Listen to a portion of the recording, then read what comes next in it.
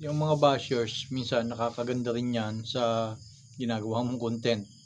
Minsan man nakakasama. Pero kung gusto mo na patulan, bumaba yung iyong engagement o yung nasa comment section mo, mas maganda yon kung ikaw ay content creator. Pero kung hindi ka naman content creator, wag mo nang patulan. Pabayaan nyo silang mag-comment na masama sa'yo. Wag kang sumagot. Wag kang sasagot kahit na isa. Alam mo kung bakit? Magsasawa yan sila. May inis yan. Dadamihan yan yung comment doon sa iyong mga ginawang content. Kung ayaw mo sagutin, wag mo silang sagutin. Pabayaan mo lang.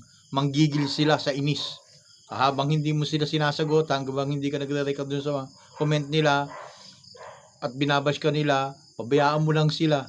Kusang mawawala yan. Pero kung gusto mo talaga may bashers ka, sagutin mo para dumami.